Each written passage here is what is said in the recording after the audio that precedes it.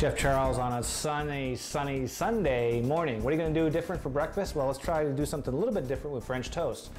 French toast in the morning, you make it and you put some eggs and milk together and put it on the pan and that's it. Well, let's do something a little bit different. Let's take a look at what we have.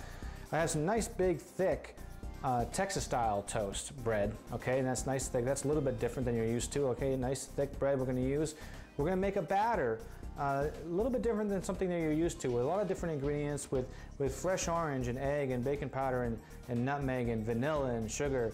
And then finally we're going to end it with a little bit different version, and we're going to crust the French toast in some corn flakes. This one has some toasted almonds in here, and whatever kind of cereal you have in the cupboard, put it on there, crunch it up a little bit, and it adds a little bit different texture to the French toast. So what do you say we get started?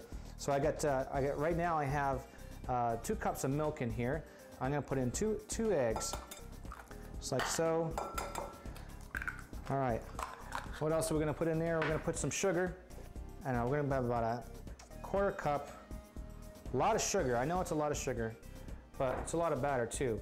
And a little bit of cinnamon. Okay, you can just eye that. A little bit of cinnamon on top, like so. Some vanilla. A little bit of vanilla extract. Beautiful, huh? I can smell it already. Now, also what's a little bit different about this is a little bit of baking powder.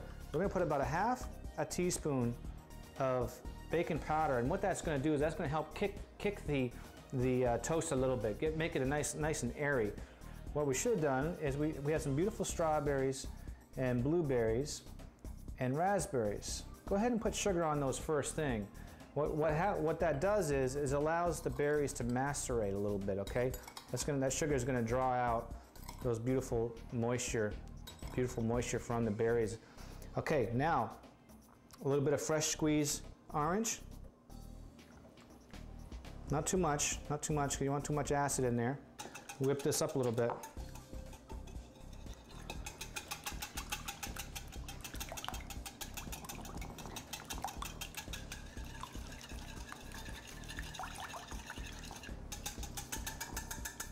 So I mentioned double dipping, right? This is the only time double dipping is acceptable. So just put that in there a couple times like that. Now keep in mind when you're doing the French toast that there's sugar in here, right? We put a lot of sugar in there, so that means that the French toast is gonna brown quicker. So keep that in mind when you're doing that on top of when you're in the griddle pan. Okay, double dip. Here's the second one here. What we're gonna do different is we're gonna squish them down into the, just some, you don't have to totally cover it, just a little bit, so it adds a little bit different texture. See? Shake that up a little bit. I'll go ahead and dip that a 3rd time here just to make it. All right. See? A little bit different. A little bit of butter on the pan.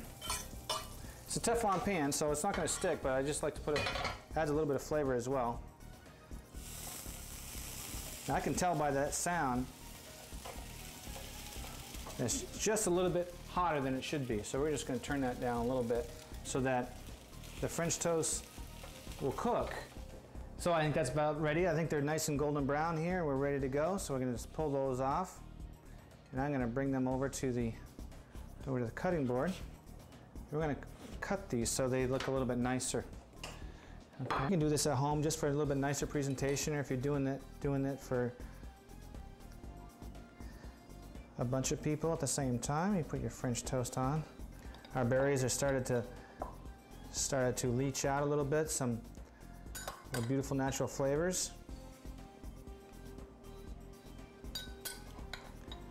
I have another beautiful recipe I'm going to share with you. It's called a chantilly cream. And I meant to do that for today. I don't know, what do you think? I think that's starting to shape up to look pretty good.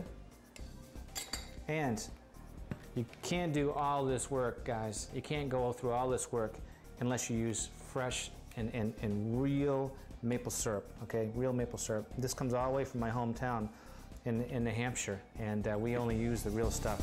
So let's go ahead and pour some of that beautiful maple syrup on there. Oh my God, huh? What do you think? Good enough to eat? Chef Charles, ladies and gentlemen. Chef Charles, cooking it easy. See you next time.